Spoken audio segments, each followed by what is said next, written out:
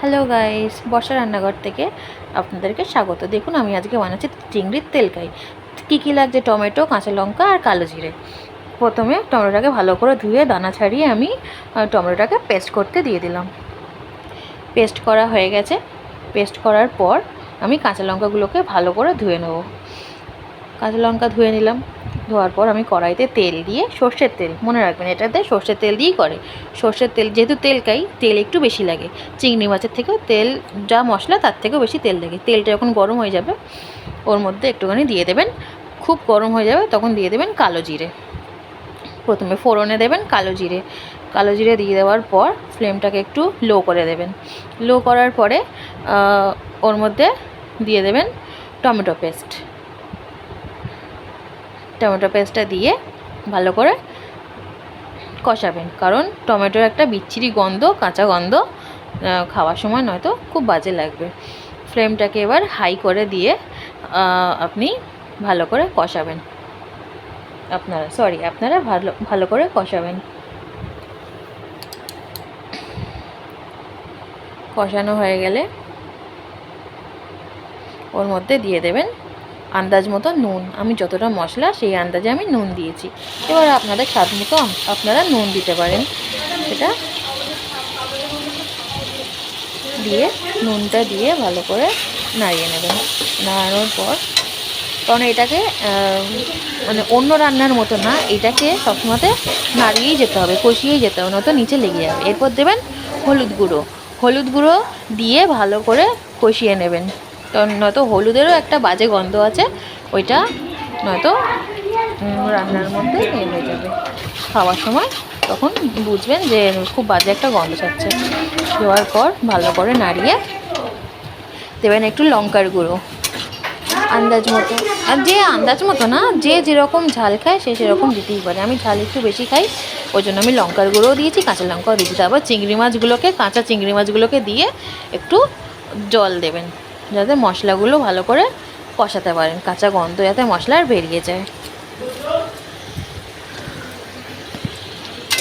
একটু ফুটতে দেবেন।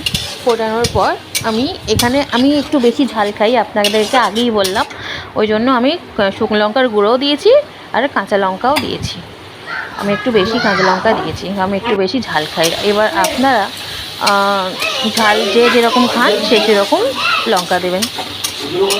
ভালো করে নাড়িয়ে কষাতে হবে, ভালো করে কষিয়ে নিয়ে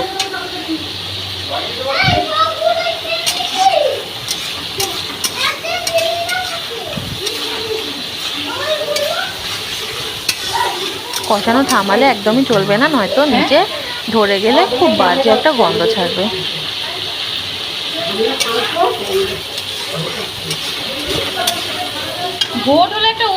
দেখুন কি সুন্দরভাবে তেলটা বেরিয়ে আসছে কষানো থেকে। জলটা যে দিয়েছিলাম, জলটা মরে গিয়ে তেলটা খুব সুন্দর বেরিয়ে আসছে, তেল ছেড়েছে। তারপরে ওর মধ্যে ভালোভাবে কষিয়ে নিয়ে আন্দাজ মতো একটু জল দিয়ে দেবেন, কারণ একবার কষানোর জন্য, মশলাটা সাঁতলানোর জন্য একবার জল দিয়েছেন।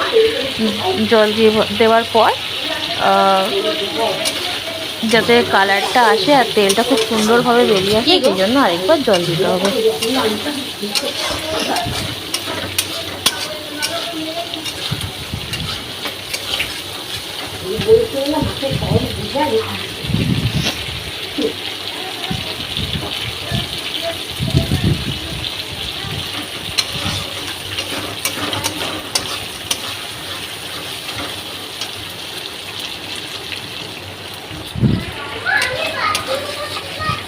তাড়াতাড়ি আসবি।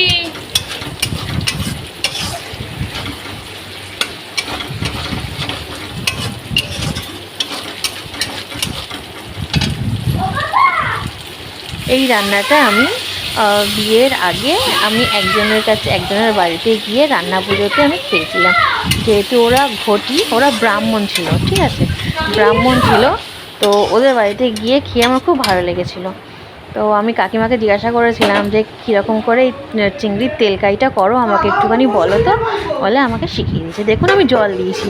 জল দেওয়ার পরে আমি ওইটাকে লো ফ্লেমে করে ঢাকা দিয়ে দেবো। দেখুন আমি ঢাকাটা দিয়ে আমি লো ফ্লেমে করে দিয়েছি। তো ওনার হাতের এই তেলকাইটা আমার খুব ভালো লেগেছে। দেখুন কি সুন্দর একটা ইয়ে চলে এসেছে, কালার চলে এসেছে, কি সুন্দর তেল ছেড়েছে। তো এটা হচ্ছে চিংড়ির তেলকাই। তেলকাইয়ে তেলটা থাকবে বেশি মশলার থেকে। তো এটা ঝটপট বানিয়ে ফেলুন।